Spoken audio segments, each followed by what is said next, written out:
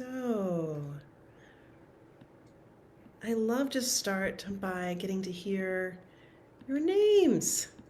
I'm getting to hear who's here in the room. So, if you would like, I'm just gonna play a little music because I can.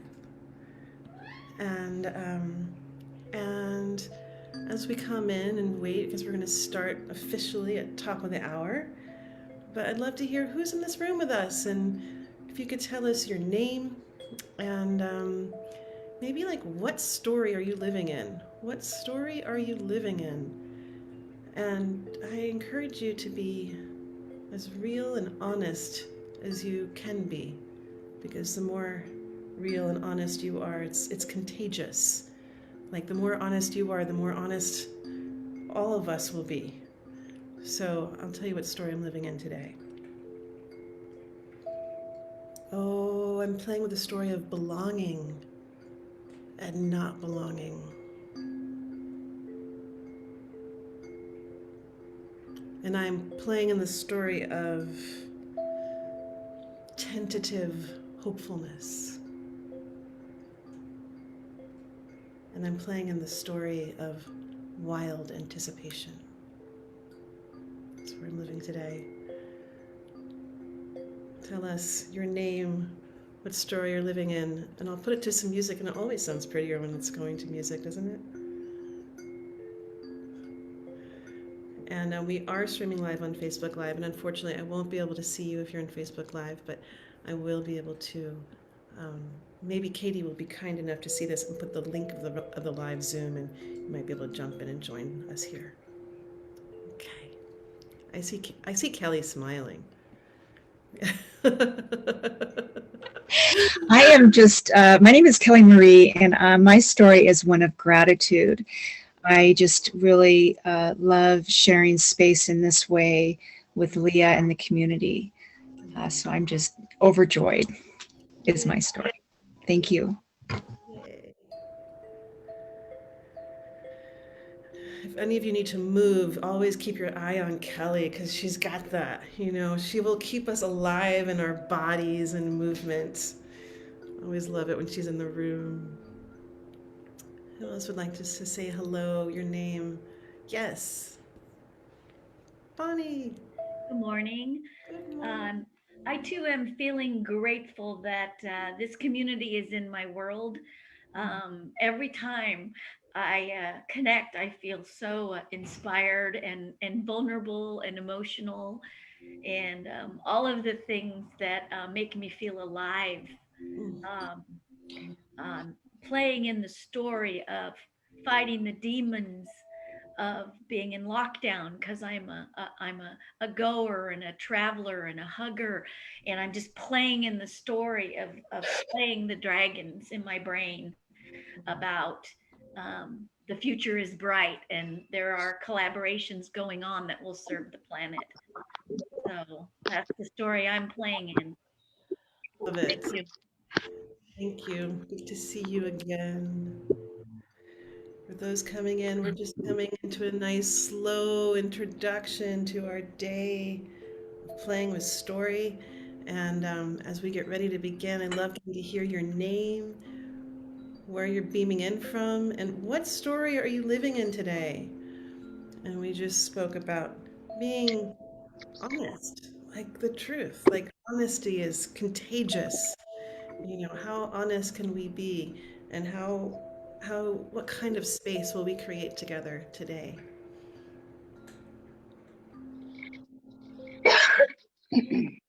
Bless you.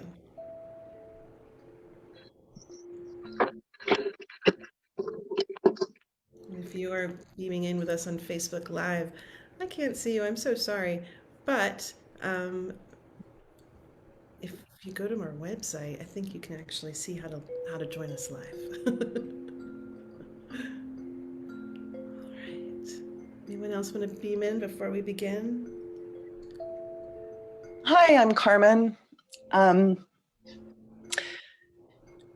haven't done anything like this with Zoom before, so I'm coming from a place of curiosity and also very little sleep. I did a night shift last night and slept for a couple hours. So I'm joining you from an interesting space in terms of presence, because I feel fully present, as much as presence as I've felt at any other time throughout this whole past few months. I live in Winnipeg, Manitoba, so it is a lockdown here, like to our household. So it's a different space. Yeah. Thank you for having me. Yeah, welcome. And sometimes we get to be in that place of just receiving, you know. Sometimes we just come to the story, place of story to receive. Today we'll also have a time to share. And for those of you who are joining us, I'll tell you, I love to put us all on gallery view. There's something delightful about going on gallery view. I'm going to put my little camera on spotlight. We're starting at top of the hour because I promised to.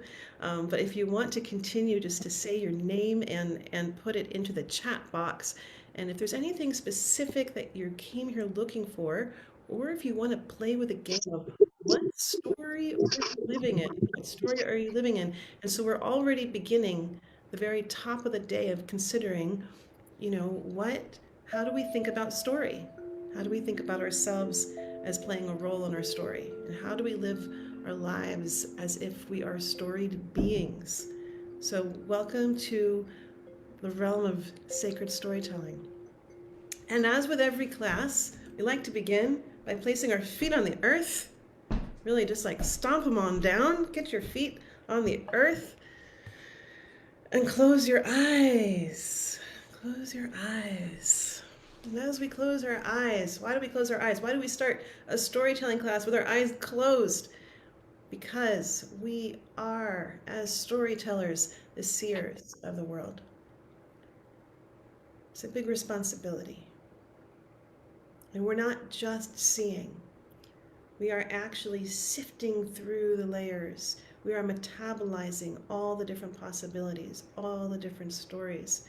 And then we are coming to this place, if you so choose, to be a conscious creator.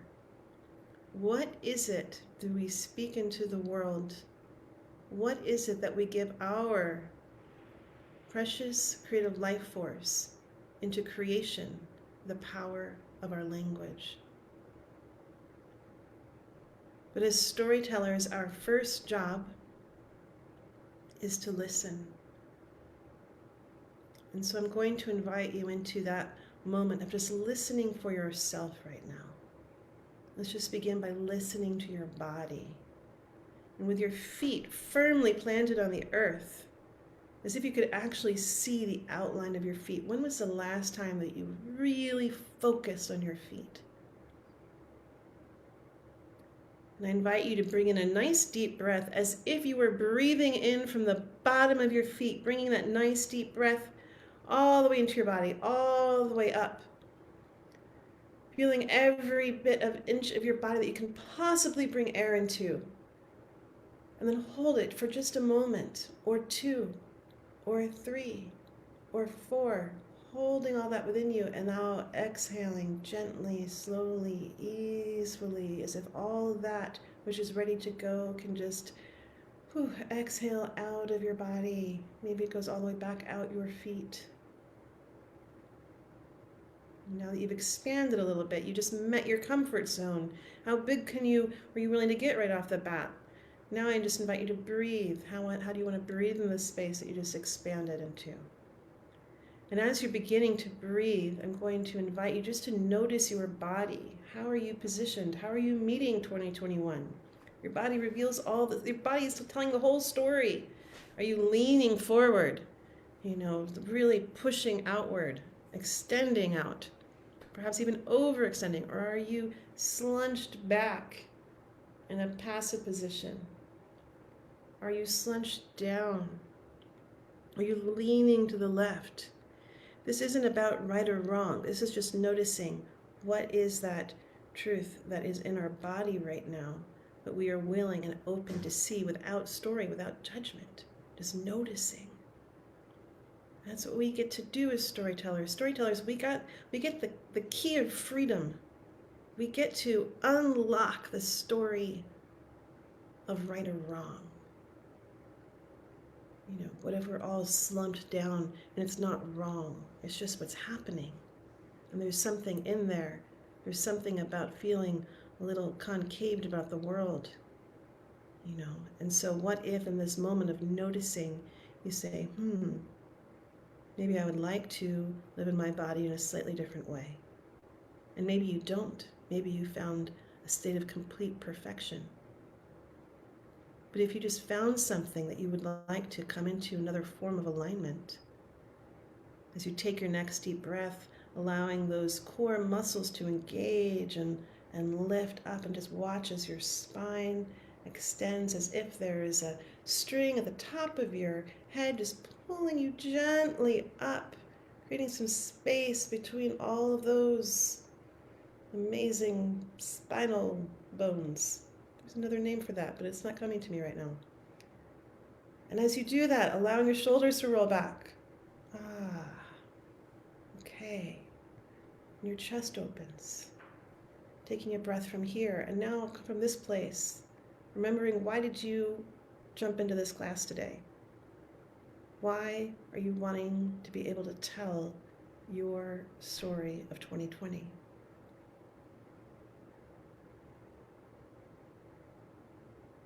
And it's that simple. Sometimes it can be that simple. What is your why? Why does the story want to be told through you? Maybe it's because there's some real wisdom that you gained. Maybe it's because you're very active in the suffering or the grief and you're looking for a way to metabolize it or to transform it or to alchemize it.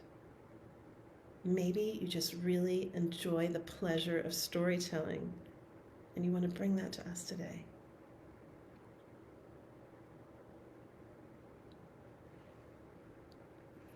I'm going to start off with a couple of the oldest ways of thinking about storytelling with a quote. It's one of my favorite quotes. My cousin Helen, who is in her 90s now, was in the Warsaw Ghetto during World War II. She and a bunch of the girls in the ghetto had to do some sewing each day. She'd gotten hold of a copy of Gone with the Wind, and she would take 3 or 4 hours out of her sleeping time each night to read. And then, during that hour or so, when they were sewing the next day, she would tell them all the story. These girls were risking certain death for a story. And when she told me that story herself, it actually made what I do feel important. Because giving people stories is not a luxury. It's actually one of the things that you live and die for. And that quote is by Neil Gaiman. I'm going to give you one more quote as we enter into this realm of sacred storytelling. We think we tell stories, but stories often tell us. They tell us to love or hate, to see or be seen, and often, too often, stories saddle us, and they ride us, and they whip us onward, and they tell us what to do. And we do it without questioning. The task of learning to be free requires learning to hear those stories, to question them, to pause and hear silence, to name them, and then become a storyteller. That quote is by Rebecca Solnit. And I love beginning with that quote because it really speaks to the true humble path of a storyteller. You know, in order to be heard, you must be willing to listen. And we started this class, for those of you who were early birds, with that very basic, simple question of, what story are you in?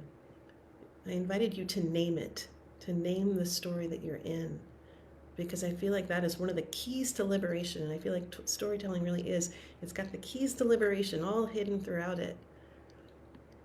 And one of those is that when you can see your world in a storied way, all of a sudden you can start to see the roles. And as soon as you start to see the story, you get to engage that role of the witness. You're not just a slave to being participant.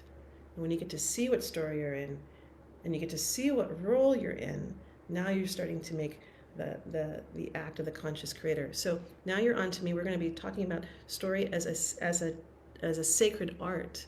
But we're also working with story as a tool for healing, for the individual, for a collective. And today we're going to enter into how do you tell the story of 2020?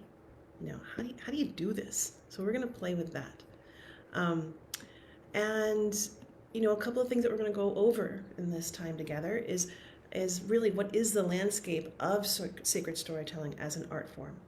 We're going to talk about what is a story, why is that relevant to the times that we're living in, and we're going to get to dive in. I'm going to do a bit of a shorter talk today so that we can really dive in, and I'm going to give you a story recipe to create your own story of 2020. A little bit about me. I grew up on a farm in Vermont. I got to wild and roam free on 40 acres of land and talk to trees and play in creeks and in the freedom of just being outside. And I really believe that's where I began my relationship with story and imagination and listening, because that was it. That was the toy outside,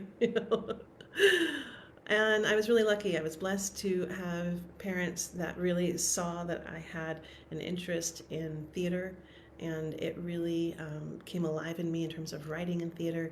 And I started off young studying with professional touring groups, and I got to work with some really extraordinary Broadway directors at a very young age, and went straight from high school to New York City and started studying professionally. And while I was there studying with at Sandy Meisner School, I got to see, both as a young person in theater and working off Broadway and working at Summer Stock, there was something magical that was happening in the room, something palpable. And I was really curious about what was happening. I couldn't feel it, I couldn't name it, I couldn't even speak it. And I knew that there was something there that I wanted to be able to harness in some strange way. Like I knew that we could do something with it. I'm such a Capricorn. We like to do things, rather than not just be. And so as I came into my own, I realized that actually the professional world of acting was not for me. I did not want to get in a world where my whole livelihood was dependent on someone else's deeming of my value. And I also didn't want to spend a life speaking other people's words. And so I ended up going and studying environmental education through performance, and got a degree in wilderness leadership and experiential education. And that brought me back to my true love of wilderness, but also to the environment. And I was asking this big question of how can we save the planet? And that inquiry brought me into this. Well, we can't save the planet. I don't even speak in those things, but I have to tell you where I was at the time. We can't save the planet if we can't save ourselves. And it took me down this path of getting a master's in social work and working with youth at risk, and really understanding that if we can't take care of this body, this being, how on earth could we take care of the body being of our planet? And it was that real drive to play a role in caring for our planet and stirring this planet that brought me to San Francisco, where I worked at Al Gore's television network and produced and hosted the Green Channel, and got right in there in terms of what is the narrative around climate change? How are we going to, what story do we tell? What information do we need to give people to save the planet? And I worked with this recipe of what was the information that we needed to get people to inspiration, to motivation, to activation. And it was great because we were on the computer and we got to see all the technology and I got to see all the numbers. And here's what I saw. People don't respond to information. They respond to stories. And I was asking the wrong question. And so it liberated me. It liberated me from the path of where I thought I was supposed to take in order to do what I thought I wanted to do, and brought me into the absolute truth of where I always felt the magic of life, which is in storytelling. And I wandered down this path of sacred storytelling, and it took me to really working with story as a tool for healing. And we started developing story ceremonies, and that energy that I spoke to you about, that magic, that palpable thing that happens when we come together as a collective. We have this shared experience, and we co-create a reality together. That I thought you needed to use that to change the world, and I had it all wrong. And it's not about using it, it's about really becoming part of it, and what can happen and what can change in our beings and our bodies as ourselves when we step into that energy with great intention. And so I approach sacred storytelling as a sacred art form, and I use the language of What does it mean to be a conscious creator at our times? And so let's get into what does that mean? So the Hawaiians believe that words could raise enough energy to slow the world or to set it into motion. I love that. This is a group, this is an indigenous culture that has not lost touch with the power of their practice and the power of their language. And if you can go on YouTube and watch the hula dances, you will see an engaged, activated group that knows what an embodied prayer is and that their voice can call the rain. Sicilians believe that words poke holes in the universe. I always think about that when I'm feeling the temperature of anger raise and how what you say can never be taken back. Australians say that the stories of the past must be sung to the present in order for the future to exist. So now we're talking about that river of time that is all connected. And all the ancient religions agree that the world was sung, spoken, and chanted into existence. I want to say that again because it was kind of mind-blowing to me the first time that I saw that, that all the ancient religions agree that the world was sung, spoken, and chanted into existence. That there's an understanding of humans' unique role on the planet. I'm from the East Coast, and we're naturally kind of cynical, and so when the whole, half, bowl, cup is half full, thing, be positive, think good thoughts, I was just like, oh God, that's just horrible. Like, why would you have to fake it, But what I started, as I walked down the path of scholarship and started to understand these ancient wisdom teachings, it began to give those hints of why are so many people asking what are they here for? When the most basic code to understanding our world is in our words. And that we are, in the very most basic way, creators of reality. And it's right in our language. Abracadabra, it's a word from the ancient Aromatic mysticism. It means I create as I speak. And here's one quote that I just love. Needs some focus to follow it. So here we go. Wherever I go, there I speak. I can't go anywhere, nor can you, without speaking your way there. That's how you arrive.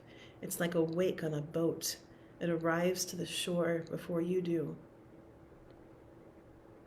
So language is an exquisite tool in which we are made. That quote is by Stephen Jenkinson. So let's get into it. I'm going to ask you a question, and I'm really, really, truly asking, and I'd love to hear your answers. And the question is, what is a story? What is a story? And you can raise your hand. I'm gonna be able to see you, or you can place your comments in the chat box. What is a story? Oh, and I get to see all your faces. Hi, Debbie. Hi, Anita. Hi, Iowa. What is a story? Arlene is saying, who's coming in from Brampton, Ontario, a story has a protagonist, a plot, and a situation, right? So you're talking to the structure, So it's going to do something, right? A story, it's got somebody who's doing something, right? This is really interesting because what you're doing is, and I just want to take a moment to say, there are so many ways of looking at a story, and we can look at it from a Western perspective, or we can look at it from an Indigenous perspective, or we can look at it from an Eastern perspective, and actually all these different places have very different story structures.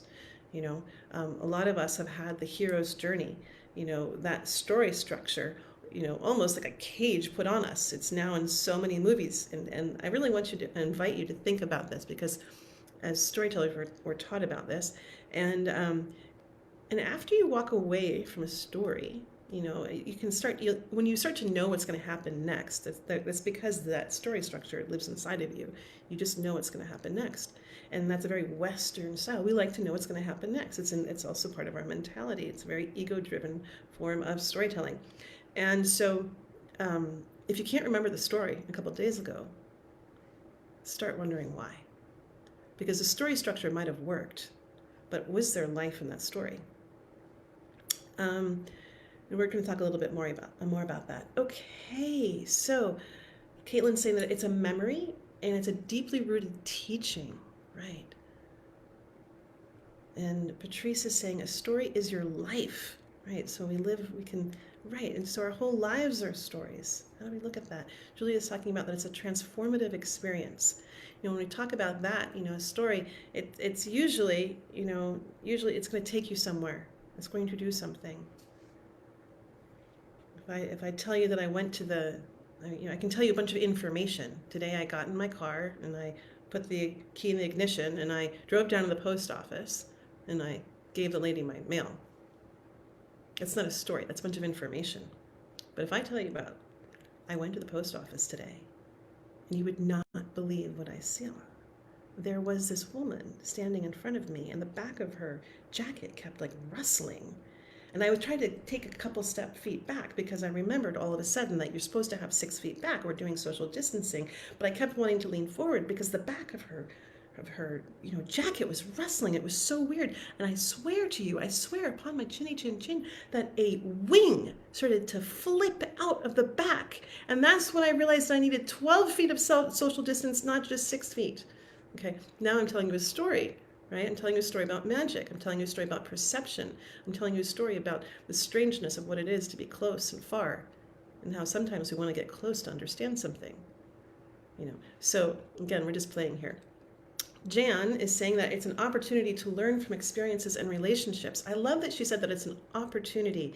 And what I hear in there, Jan, is that we are all going to, the most amazing thing is that you can put a storyteller in the center of the room and you can put a circle of people around them, and that storyteller can tell a story, and then each person in that room is going to hear a different story based on the lens that they are looking through, the triggers that they are being impacted by, and what they are able to hear and where they're living in their consciousness. It's great. It's an amazing trick. And so I love that you say it's an opportunity. It's an opportunity. And it's an also amazing thing because you can hear the same story and you can even tell the same story 30 times. And different things can come alive in it each and every time. Arlene's saying that it's about transitional elements. So right, so now you're talking about that it's that there's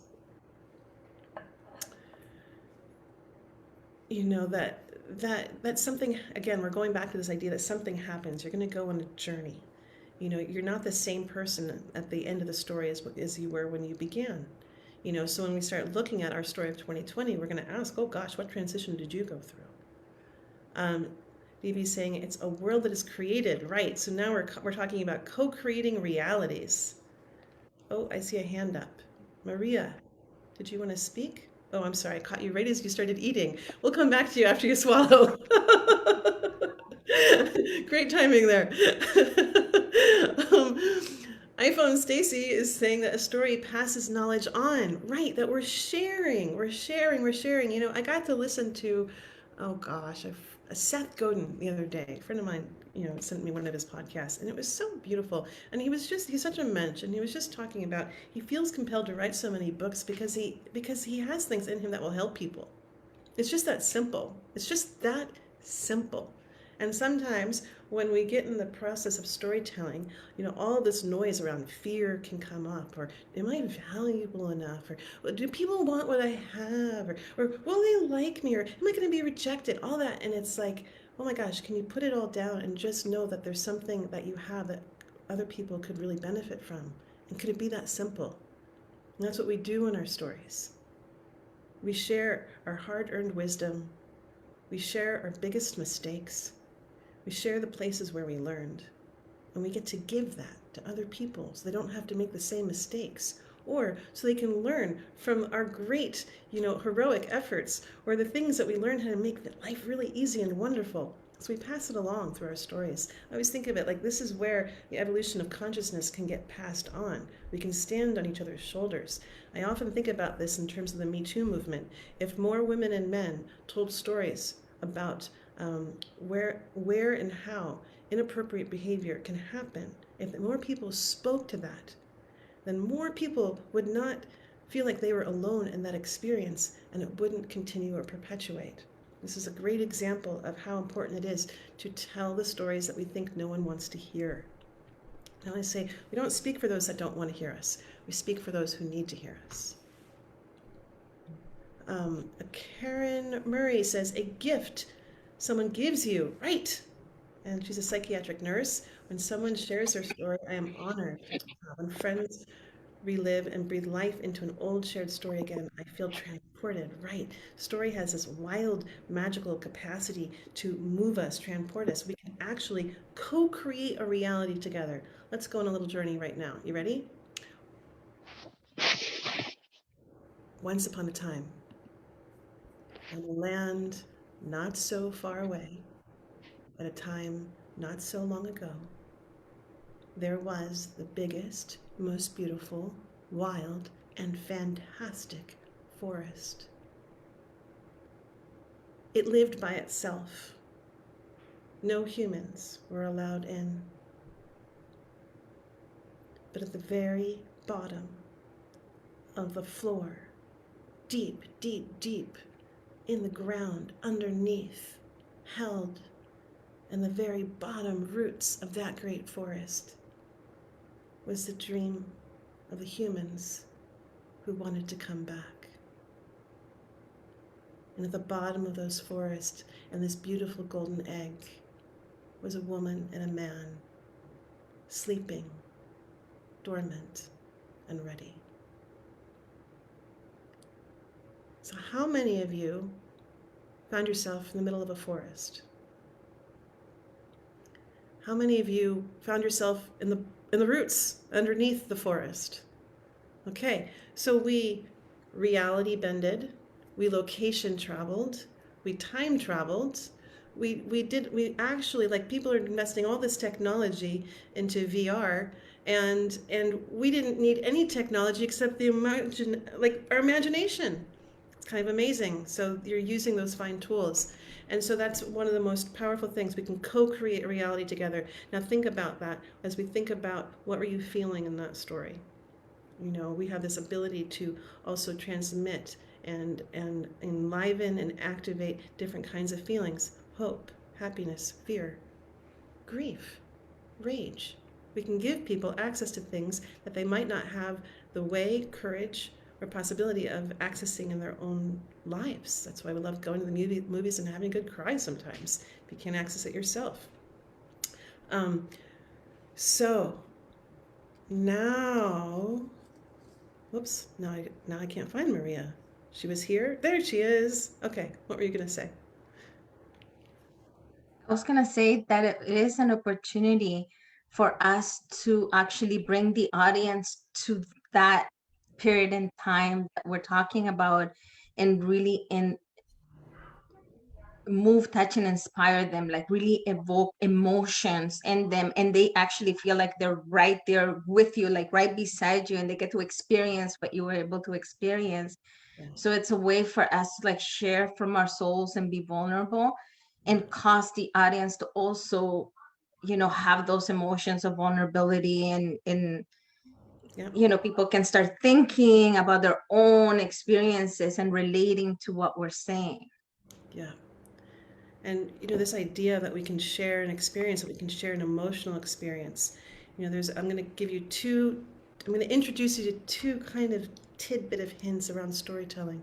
We're not going to go too deep into it because this is an introductory course. I'm going to point out one thing.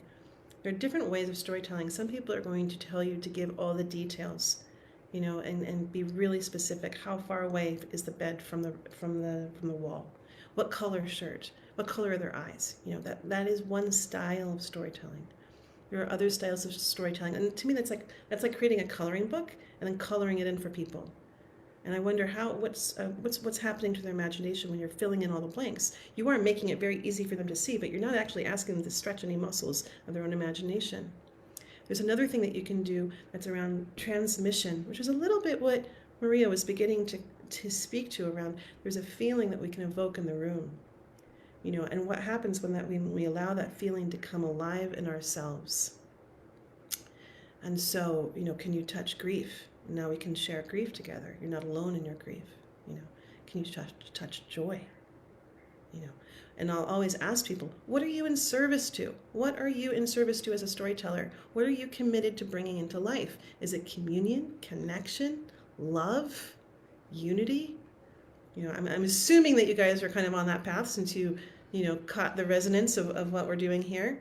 I'm assuming that you're not going to intentionally spread fear, not intentionally, but how often do we do that accidentally?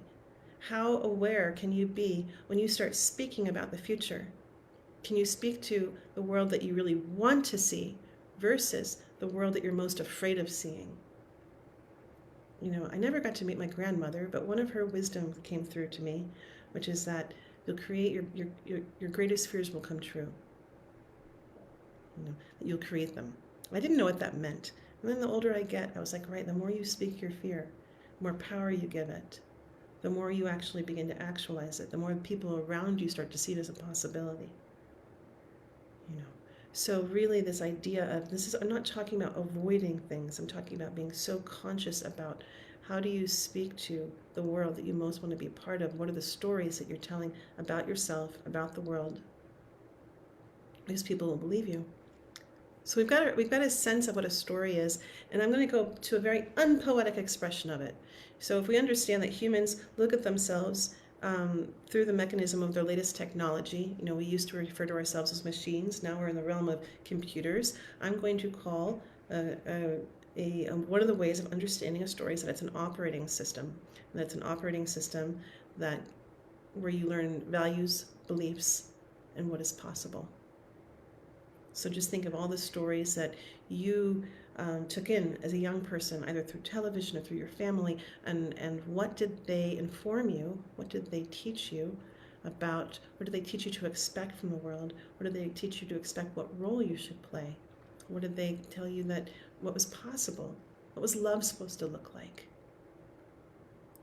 How many of us are trying to decloak and remove the fantasy of what Walt Disney, you know, and Hollywood has put into our minds about what love is when we actually learn what love really is and what love really looks like? Yeah, me too, Bunny. Right? So this is why I love being able to see when we can spot a story. We're like, oh, that's the story. That's a fantasy. Okay, great. You know, now we can decide if we want to carry it or not. And that's the greatest illusion. If you think that the storytellers hold the power, of course they do. But storytellers are merely seed planters. And the listeners, we are the garden. We are the one that choose which stories will actually be planted inside of us. We are the ones that choose which stories we will water and feed and nurture and take care of. So once again, you know, I invite you into that question of what stories are you carrying? What stories are you fueling? So if we understand the story in that way, now let's kind of wander down the path. What is a sacred story? What is a sacred story? What makes a story sacred? I'm sorry I didn't get to everybody's comments down there. What makes a story sacred? There's no right or wrong answer. Yes. For me, what makes a story sacred is when it touches my heart and helps me look inward with the feelings. Mm. So there's a resonance in the heart. You're saying it Right, touches a the heart. resonance in the heart. And when I've told a story that resonates with my circle, then they tell me it back and they tell me who they told it to, Mm. which meant for them it it resonated, Mm-hmm. and that's beautiful. Mm-hmm. Bonnie, you're speaking to like you're saying, oh, it doesn't just get stuck in your head. That a sacred story actually, woof, it actually touches your body. It touches your being. And you're using the language of resonance, right? So something resonates. We can feel it in our bodies. Okay, I love that. Um, Marilyn is saying that you connect to yourself and all that is, right? So now we're talking, I'm seeing Lisa saying it's divinely inspired. Oh gosh, divinely inspired. So now we're talking about this idea that it's not just from humans, that it's coming from that place of what, you know, divinity, you know, and what do we call it? Some call it the muse, some call it the ancestors, some call it guides. We could call it the creative life force. But we're saying, oh, this story has a life inside of it. Okay, so it's not just created by the ego. Now we're talking about being in relationship to something that has its own life. Marilyn says it makes you connect to yourself and all it is. Again, I always like to. I'm looking at words, right? And so sometimes I was introduced to speak at a beautiful event, and they said, Leah is going to make your consciousness bigger. And I was like, oh God, that's a hilarious introduction. I can't make you do anything. We're going to play in the realm of story as a way to explore our consciousness, and what you do there, that's all up to you. So I always look at that too. Are we going to, when I started, I was really cautious of the language of using a story. People often say that I'm going to use a story to promote my class. I'm going to use a story to teach who I am as an entrepreneur. I'm going to use a story. When you look at the etymology of use, it's a French word, and if you follow it back and trail it all the way back, it actually goes to employment and then to enslavement. I know, right? Do you want to enslave this life force that carries all this wisdom and medicine and life force? So I always say I'm not going to use a story. Can I work with a story? Can I collaborate with a story? Can I listen for a story? Can I share a story? Now we're talking about something sweet. I'm going to tell you something really strange. A new story comes to me, and sometimes they come like flying out, and they're just like bang, bang, bang. I'll be in the middle of dinner with somebody, and a new story will come up, and I'm like, I'm sorry, we have to talk. This new story is coming, and sometimes I'm with people who are entertained, and sometimes I'm with people who are bored, and if I'm lucky, they're entertained. Anyway, this new story comes in, and it's coming in fast and furious, and I start to have this idea. I was like, oh, you know what? That would make a great TV series. And I went, whew, and it flew away. It was not about to be considered as something as consumeristic or something that could be consumed, when it was just coming to say hello. So I really invite you, when stories come, just listen to them for what they are. Don't try to get in there and make them into something before they've informed you. I mean, the story's still with me, but that one part of it that made me think of that, oh, this is something that could be serialized, gone. I have no idea what it is because it left.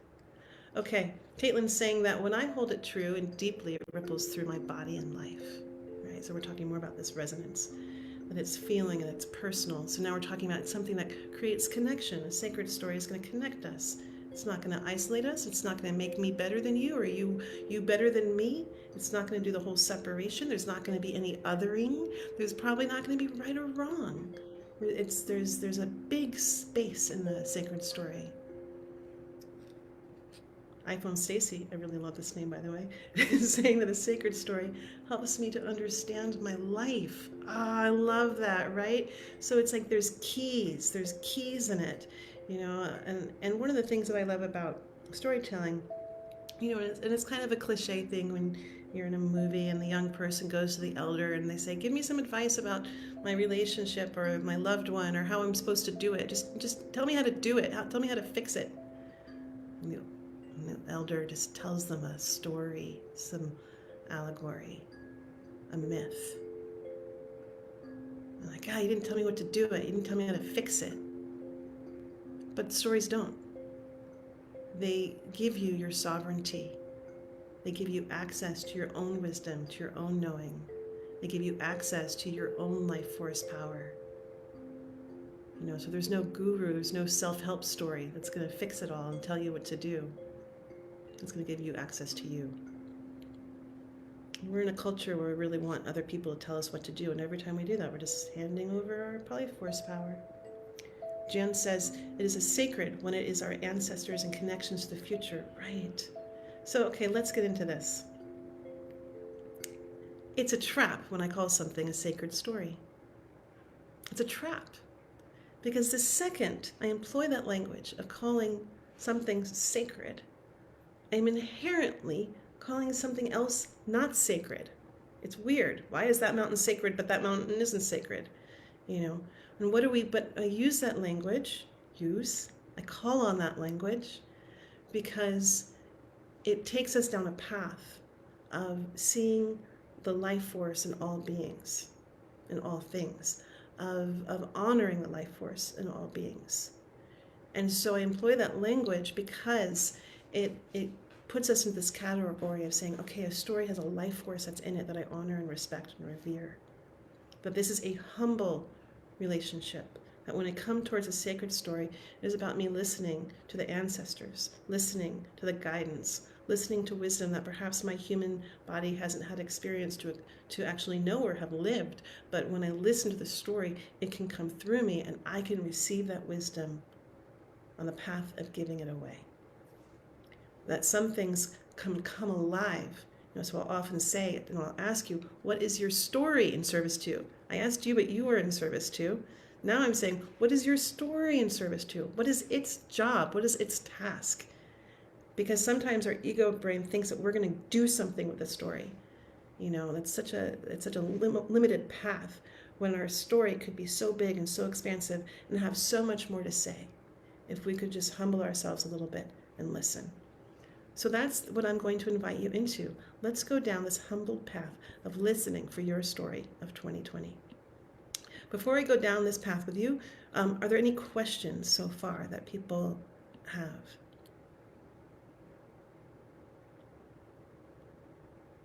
Okay, great. Here we go. So I hope you have a pen and paper. I see a lot of you do. And I'm going to give you a recipe for a way of looking at your story about 2020 through a very specific lens. We're going to say, what if 2020 was an initiation? Okay? So we're already changing the format. We're not saying 2020 sucked and was the worst year of the planet. We're going to say that, okay, what if 2020 was an initiation? What do we know about initiations? Let's just pop this up for a few moments so we'll all get on the same page around what is an initiation. Somebody want to take their hand at that? I see it as like a rite of passage. Something that like a rite of passage into your path, whether it's a new path or something you've lived in previous lives. So just an initiation is like coming into your own power. Got it. Love it. There's a test. You said that you're coming into your own power, so it's like certain things are inside of us, and it's like they need something to wake them up. In initiations, that's one of the things they do. If I'm sitting on my couch every day or doing life as normal every day, I might not have that kind of stretch that will show me all the things that are in me if that's what I'm doing. Lisa's saying that it's a test. It's arduous. There's a beginning, middle, and end. It's an opening to something new, says Patrice. Okay, so initiations, here's what I'll say. We don't all make it through. Initiations are not guaranteed. Yes, Christina. Hi. It's my initiations or some direct ones have been an experience that opened me. I became, I instantly had a new awareness, and call it consciousness if you want, and I'm not the same person. I am transformed. Great, thank you. And I have, yeah. Okay, beautiful, beautifully said. She said she's not the same person. And that's one of the things that I really understand about initiations. There's an element of mystery. When you go on a true initiation, there's something that you will leave behind. There's something that will be lost or left or taken, and you will not know what it is when you set off on the initiation. And we live in a world, like we are constantly being initiated, but many of us no longer live in cultures that actively acknowledge initiations. So without that acknowledgement and understanding of what is an initiation, then it just looks like suffering and pain and abuse and torture, right? But if we understand the context of, oh, this is an initiation, and I am being given an opportunity to stretch myself, to get stronger, to release parts of myself that no longer serve. And yes, it might be really hard, and maybe there's true suffering, but when you know that it's calling out your greatest self, and it's calling out courage, it's calling out strength, it's calling out honesty. It's calling out some things that maybe you're not so used to using. But if you have that context, all of a sudden there's something else in it. There's a driving purpose, and there is at some point perhaps an end to this particular initiation where you come out not the same person, as Christina said. So let's look at 2020 through that lens, as if we went into initiation and maybe you didn't choose it. Health crises are initiations. Most of us don't choose them. Weddings are initiations, bar mitzvahs are initiations, graduations are initiations. I keep thinking about all of those kids that didn't get graduations this year. So let's think about. I'm going to take you down sort of I'm going to invite you to work with your subconscious at first, right? So this is meaning when we work with a sacred story, we're like, what is the sacred story that wants to come through me through about 2020? So I'm gonna invite you to let your ego brain take a break. So if you think you knew what your story was about, I invite you just to put it down, and let's go and play with your subconscious, that part of you that doesn't speak with words, but has an extraordinary depth of knowing. And oftentimes we can access our subconscious by drawing, by singing, by dancing, but we're going to invite you to draw. So we're going to go use that first language of symbols and color. So it's okay if you don't have coloring pens, no problem. But I'm going to ask you, to draw something. I'm going to ask you to draw a circle. I'm going to draw 2 circles right next to each other, one on the left, one on the right. On the left, draw your largest struggle. Your largest struggle. What did 2020 take away from you?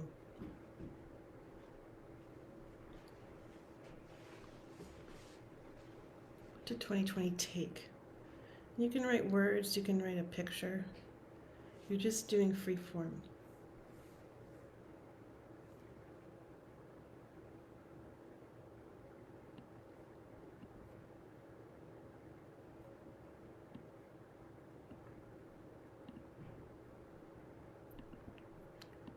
Now we're just going fast, right? We're not thinking. The less you think, the faster you go, the better. Allow yourself to be surprised. Maybe it took away some things that you were ready to let go of. Took away all the rushing. Oh my God. Took away my companionship. Took away a lot of trips. Okay, now we're going to go to that circle on the right-hand side. Draw your greatest joy. What did 2020 give you? What was the gifts that it offered you?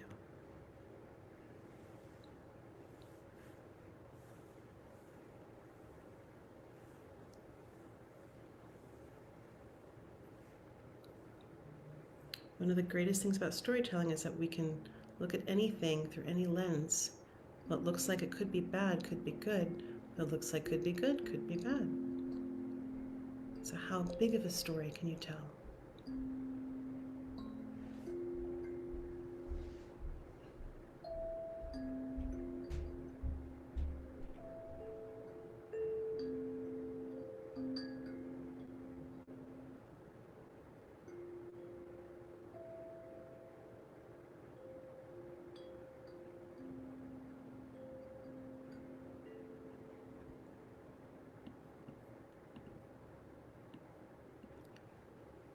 What was your initiation?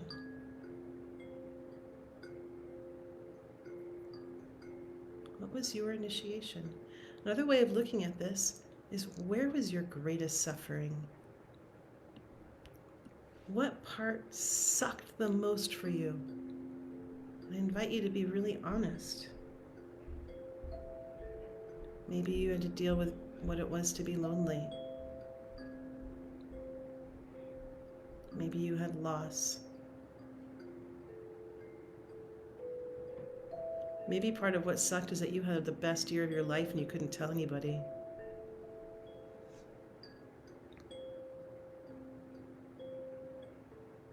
Maybe you got into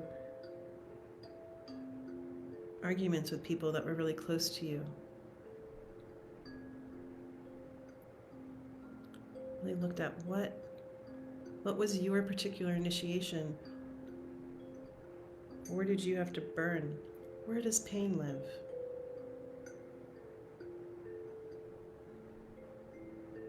And one of the things that I love about initiations is now we're looking at, oh, these things are serving a purpose. So I want you to find the bad guy of 2020. Who was the bad guy? I want you to really name your villain. Name the being that created the most amount of suffering in your world. A lot of people have declared president the bad guy, the villain. Okay. Maybe your bad guy was grief. Maybe your bad guy was a political leader. Really think about who created the most amount of pain and discomfort in your life.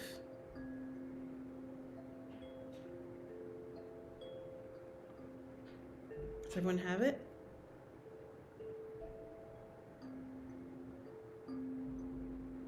Okay, now we're going to do the ultimate wrestler move. We're going to do the flip.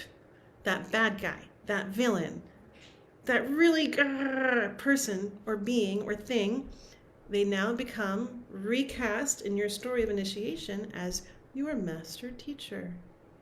Oh, okay. So now you get to put master teacher next to their name. How are they in service to you? What did they show you? What did they call out in you that no one else has dared to do?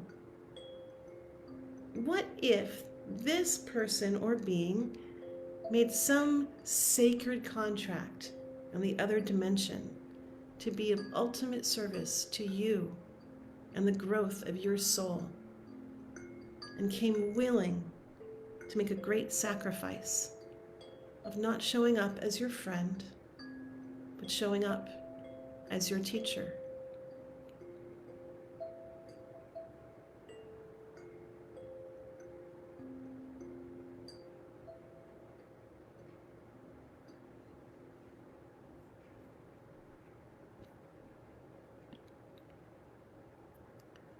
So once you've got that one down, now we're going to go for one last little fun question.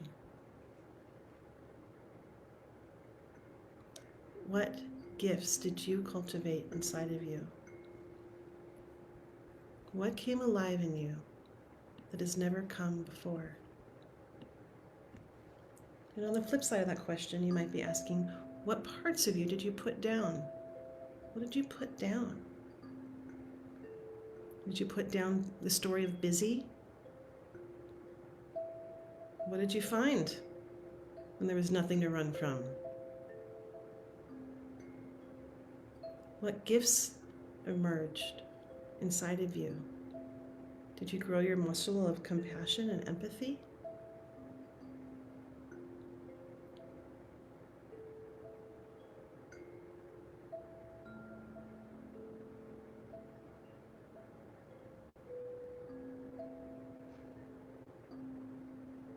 And now, here's the real kicker.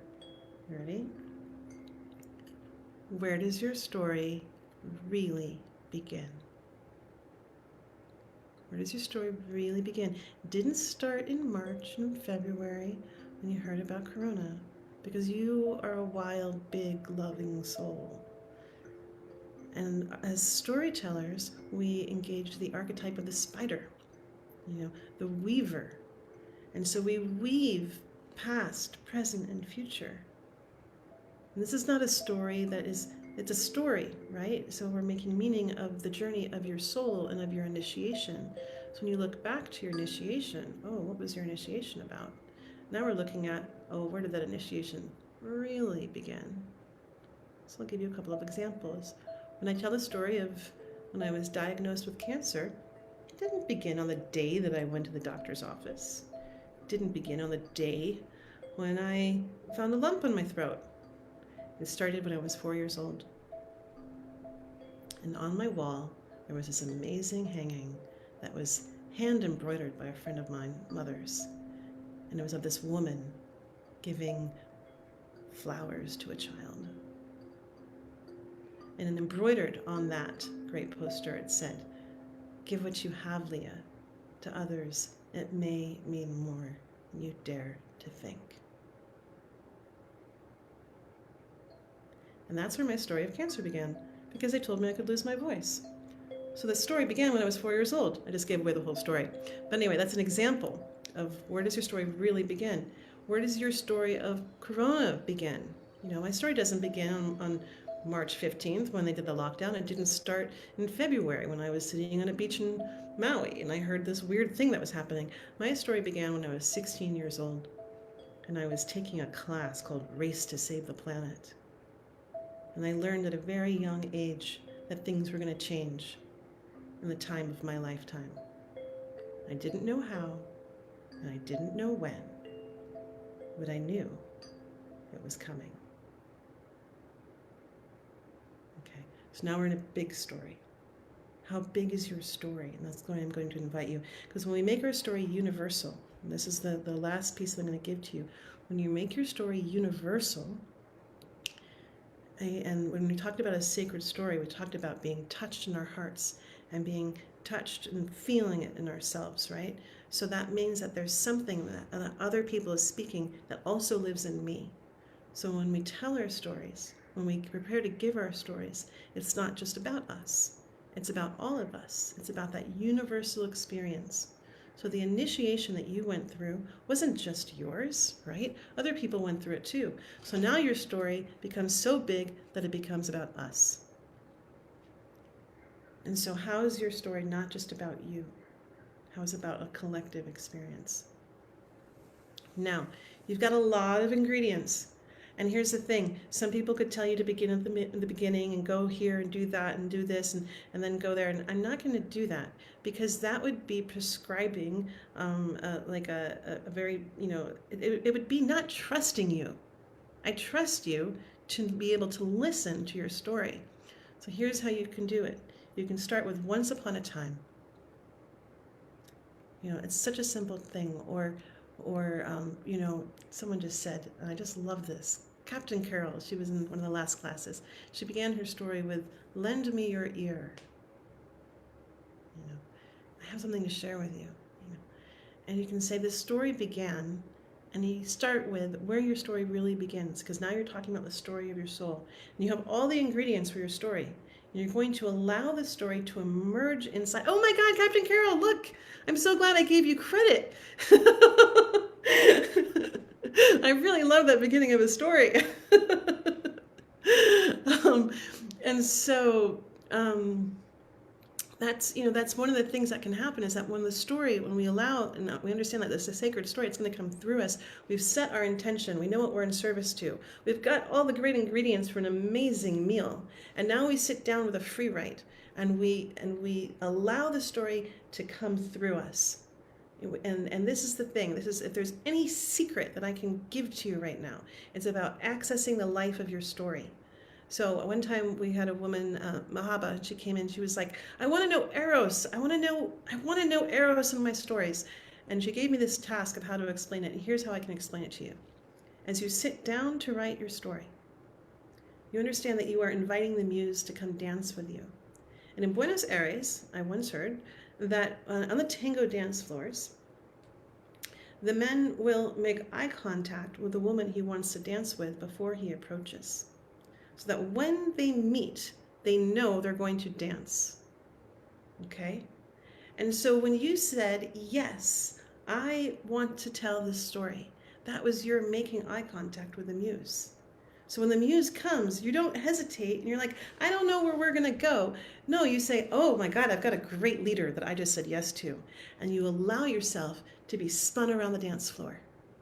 And that is the greatest trick that I can ever share with you about coming alive in the eros of the creative process. It's allowing yourself to trust that you just invited a great dance leader who's going to dance you across the floor. And so you don't think about what you're going to write next. You have your intention, you got your great recipes for an amazing meal, and now you allow yourself to go on the journey of telling your 2020 initiation. And the way that you can end it, if you want to end it in a beautiful way, in a very fast way, I'm telling you, you can write this story in the next 15 minutes. I have complete trust and faith in you that you can actually do this, so I recommend that you do it. You can end your story with a story blessing. And I learned this technique from Carolyn Casey, who learned it from John O'Donohue, who's an Irish mystic. And so you end with a blessing. And this blessing is speaking in the language of metaphor. What is metaphor but the language of spirit? And so you take sort of you kind of blur your eyes and you're like, what was my story really about? And you place it into this metaphor and you place it into a storied blessing. So here's an example. So if you find yourself wandering through the darkest of forests, and it is so dark that the moon is not shining her light, and the stars are not making their way to the ground, and you feel lost and empty and hollow and alone, then may the earth herself rise from beneath your feet. May the waters hold you. May the stars carve holes through the darkest places so that their light can rest upon you and you know that you are not alone. Okay. So that's just an example. Nobody knows you didn't finish your story. You got to the end of where you are right now, and then you gave them a blessing, and then blessings, multiply, and then things are good. Okay, so that's a quick way to end a story if you want to write a story in 15 minutes. Okay, so that was our introductory class to sacred storytelling and to looking at story as initiation. And thank you all for coming to play. If you are full and if you're going to go write your story, you can wander onwards. And if you want to learn a little bit more, I'll talk about for about 5 more minutes about ways that you can play with sacred storytelling, different classes that are coming up, there's so many different ways to get involved with sacred storytelling. So I'm going to tell you a couple of those. And also tell you about a story jam that's coming up, which I hope that many of you alumni come and tell story at.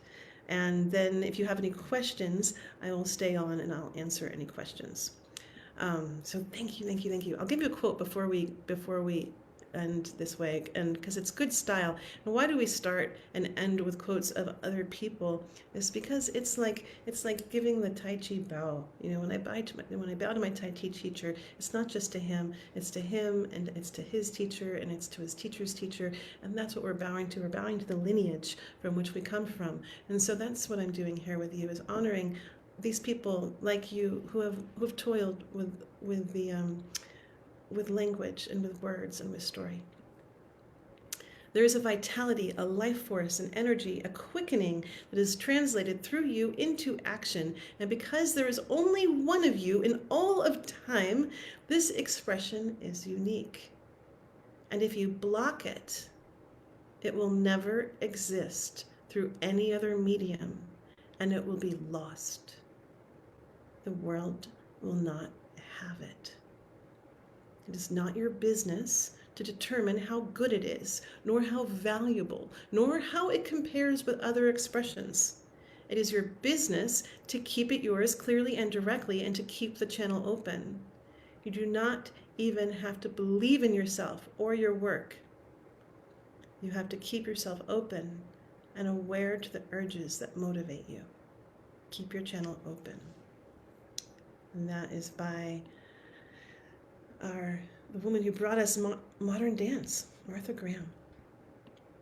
Okay, so thank you all for being here. So, if you caught the scent of something that you're like, this thing called sacred storytelling, this thing of working with story as a tool for healing, a way of exploring, a way of giving my gifts to the world, and you want a little bit more, I'm going to talk to you about ways that we can do that. And here we go. So, if you want like super low hanging fruit and something with absolutely no commitment, you might say, I just want to start writing every day. I just want to like get some more of these story recipes, and I want to get in there and I want to do that. And if that's something that you want, I have several different ebooks that are filled with story recipes and different creative prompts, and that will just like that's like going to the workout. It's going to the gym, and you can do that. You can do that on your own time. And if you want to join a community and you say, hey, like Bonnie was saying, this is a cool group of people that are gathering around this thing of sacred storytelling and wanting to meet each other in this way and relate to each other in this way and share stories and hear stories, then you can hang out. We've got a Facebook group that's called the Story Sanctuary. It's a place where we hold stories sacred and we share our stories and we share great stories, indigenous stories and things that inspire us. I will confess to you that I'm not there a lot because um, I really believe in focusing as a creative, and so I try not to go there a lot. But it is a place where people are gathering, and there's a good crew in there right now. If you're someone that once again just to taste something, and if you're like, oh gosh, what is a sacred storytelling? I do a monthly gathering called the Hour of the Wolf. It's an oracle storytelling gathering where I divine a story in service of the people who are showing up and what is coming alive in them on that day. And this is where we divine a story that's for a collective as well. And it's an ancient form of mystic storytelling, and it is a ceremony. It's really working with story as ceremony. So we receive a story, and then we all talk about how that story is coming alive inside of us. So it's a way for personal exploration. And if you want to just come see some stories on January 28th, I think on Thursday, it's Thursday, we're doing the first ever Story Jam. And this is a place where alumni of the classes that have been going on through Speak the Spark and School of Sacred Storytelling can come together and strut their stuff and share their stories. And there'll be singing and there'll be poetry. And even if you haven't taken the class, but you just want to come like steep in the vibe, it's a free event and you can come to that. Now, for those of you who are like, hold the phone, I don't want just a nibble. I want a whole meal. Like, I really want to get in and start creating and be part of a group that really holds me and holds me accountable. Then we've got a couple classes, live classes that are coming up. And I really do think I have a couple of study on your own classes that you can take at your own pace, and that's perfect if you can't come live. There's one called Myth, Magic, and Medicine. It's a 4-part audio story class. But if you can come live, I really think that this is where it's just fun. This is where the magic happens, and this is where you can get pushed around and nudged and play and stretch in a really uh, it's the word that's coming up is strange, endearing. Kelly is endearing, Carol, but it's a place that really is a safe place for you to explore, and that's what I would say. And so the course that's coming up in January 19th is when it starts. Is called Unity. And there's a series of classes throughout the year that go through the different chakras. And so there's 6-week classes that go in and they hunt for where are the stories living inside of you. So they are story finding courses. And then after those 6-week courses, we take a 2-week break and we take a 4-week skills class where you then actually do all the work to create the stories. Okay, it's a little bit complicated, a little bit different. So this 6-week course is called Unity, and it's really looking at, we're focusing on the second chakra. We're looking at your creativity and how it's being expressed through your connections, your connection with self, your connection with other, and your connection with the world itself. And we can also use the word love, love of self, love of other, and love of land. And so this course is really going to help you find where are all your stories. What are your blocks? Where are your barriers? And then we work with creativity and we work with storytelling and we work with ritual as a ways to move and shift transform the energies and the different stories that you discover in that space. It's a very hard class to explain, but it is so much fun, and it is probably unlike any other creativity class you'll ever take, because it will also invite you to transform a physical space in your home into a sanctuary. And the reason I do that is that this course is really designed to blast through and really make so clear any barriers that you have in relationship to your creativity and your creative life force. And so the way that it came about is, this was my COVID adventure, is that, when the whole outside world stopped, some students of mine asked me to create a guidebook on a process that I call of finding psychic silence. It's a way of quieting the mind so you can become a really clear channel to listen to the stories that want to come through. And when I had to do that in my own home, I usually go away and leave everything. I realized, oh my gosh, I have to transform my home into a sanctuary, into that sacred space of where I commune. And so, what I discovered in the process of making that practice physical is that I could see how I operated as a creative. And I could see where I was really, really great. I can start any project, but I could see all my barriers and what I was doing in my physical world in terms of creating a space, I did in my creative world as well. And I'll tell you, after 20 years of working as a creative professional, what I was able to see and break through in 2 weeks was so wonderful and so upsetting. I was like, how did it take me that long to see that? That I really wanted to share it. And so that's why I created this whole modality that uses that technique to help you really understand yourself as a creator. As part of that class, we have a speaker series. And so when you sign up for the class, you also get to have 4 additional classes with guest speakers. And these guest speakers are really, I'm so excited for them. And so they're not going to all teach you about storytelling. We have Paulina, who's coming from Eastern Europe, who is really going to bring the old folk stories, and she's just magic incarnate. I'm so excited for her. She's going to talk about the soul of storytelling. We also have other people that will help you explore how you are living your story. And so Christine Mason will be teaching you. She's the founder of Rosebud Woman, and she'll be leading you through some really beautiful self-love practices. Kate Singley is doing a class on Eros. And again, it's another class that's like, how are you living your Eros, both in your body and in the world? And then Taya is going to be doing a class on relationships with ancestors. What are your relationships with your ancestors? How do you develop them? And how is that affecting how you feel connected or disconnected in the world? And so that's one of the core elements of what the course of Unity is about. Super fun. If there's anyone here that has participated in those classes and wants to share their experience, you're more than welcome to. Yes, Devi, did you want to say something? Oh, you're muted. I just wanted to share about Sanctuary and how just the magic and surprises and wonder and curiosity and the coming home and the love. I don't know how. I wish I could put it in a more picturesque way, but it changed my life, and I thank you. Thank you. Thank you.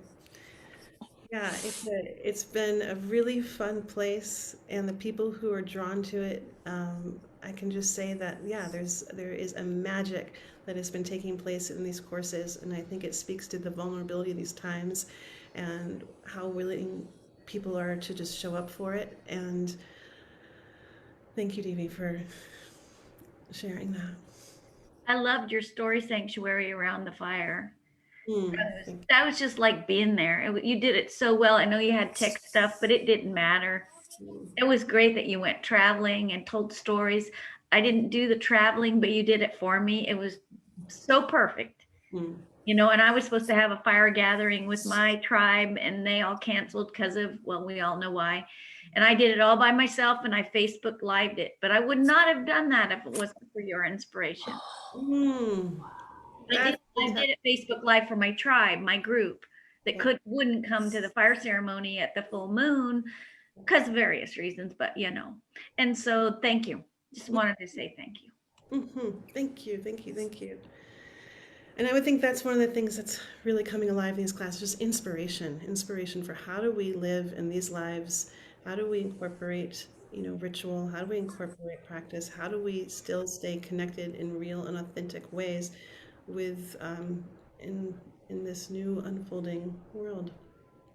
Okay, so when you sign up for this class, I throw in a bonus, and the bonus is my full epic library of over, I think, 33 hours of classes with guest master teachers. And that's everyone from Charles Eisenstein to Carolyn Casey to Stephen Jenkinson to Michael Mead.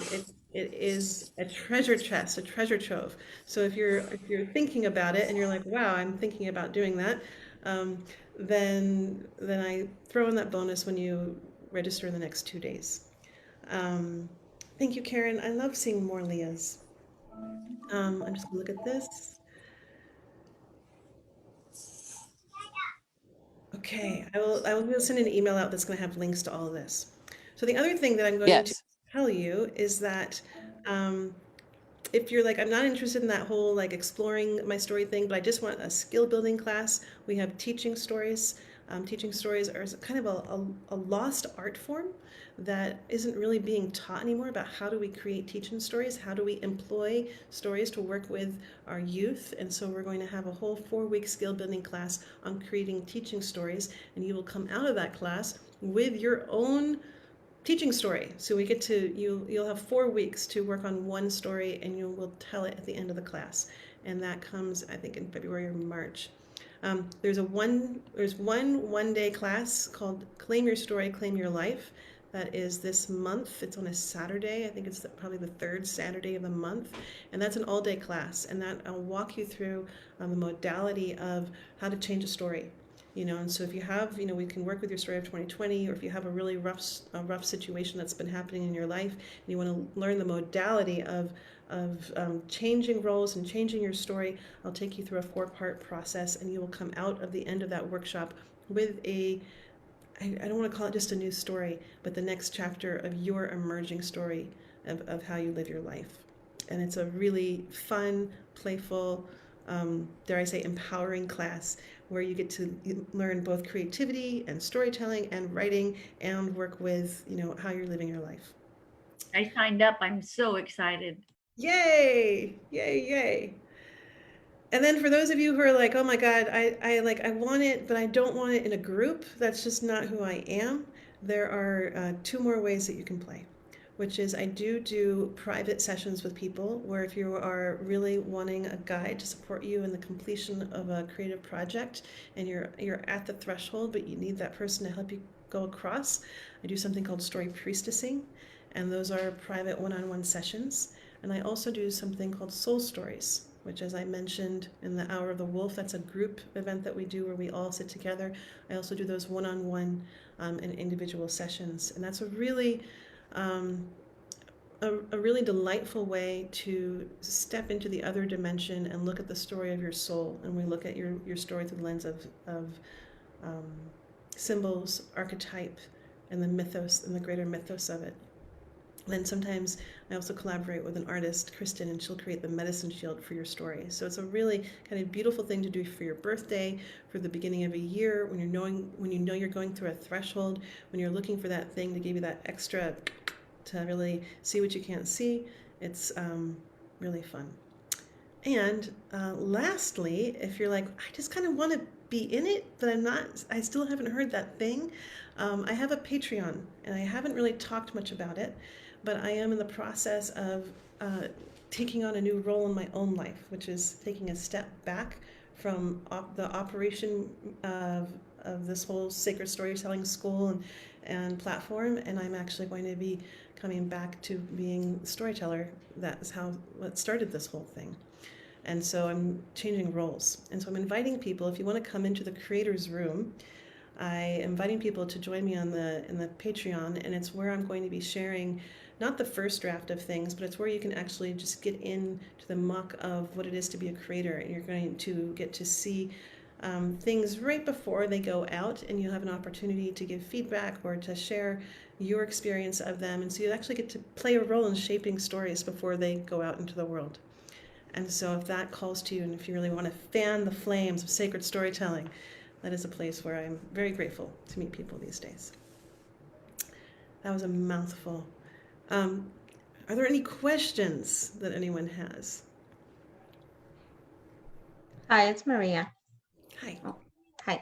I just wanted, you mentioned something about everything that you just discussed. There's going to be an email going out with all the information and the Yes. details so that we could choose or.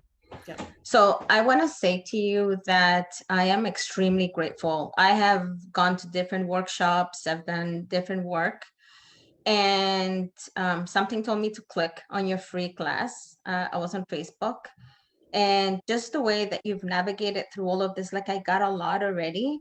And what I got the most is that I just got reconnected to the essence of my soul so that I can then dance with whatever comes. And I was like, I was looking for strategies. I was looking for people to tell me, like, how do I do this story thing?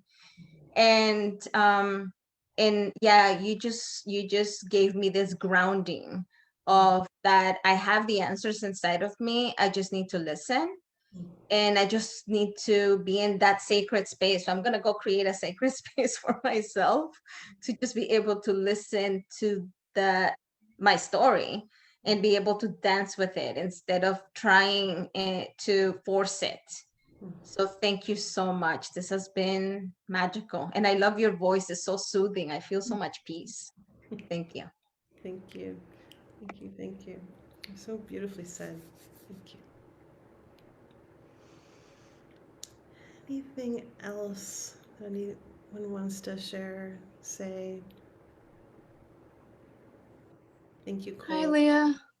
Hello. I have a question. Um, and thank you so much for this class and everything that I participated in so far.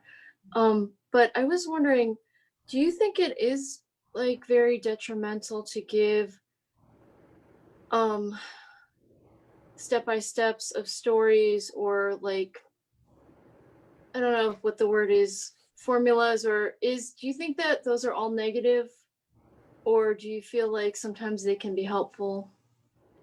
I wouldn't call it negative. I think it's, every teacher has their unique medicine and gift.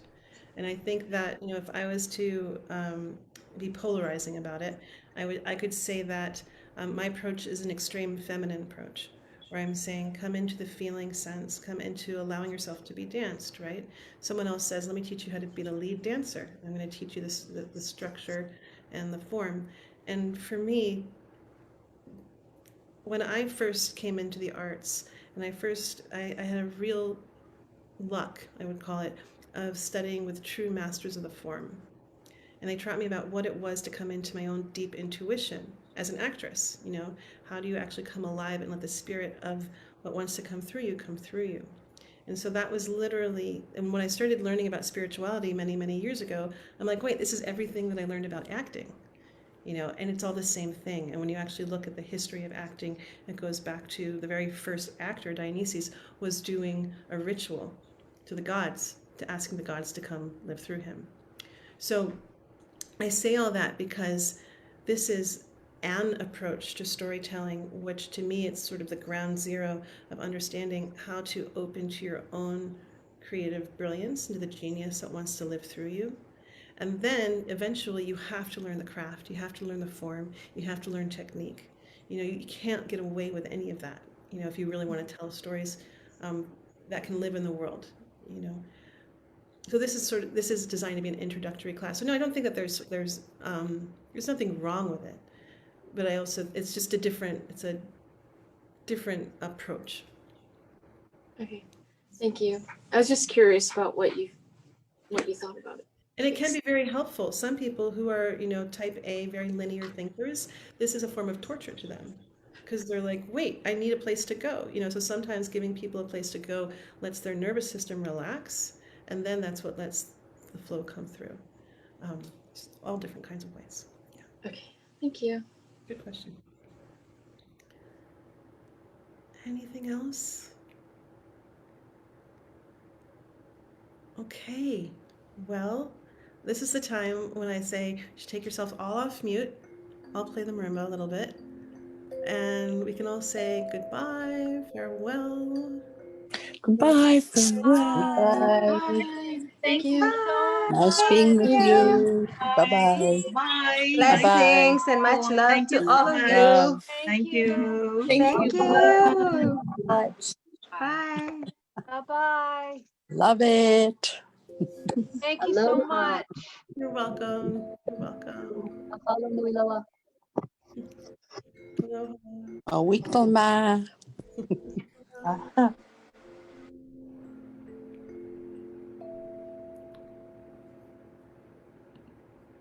Amazing.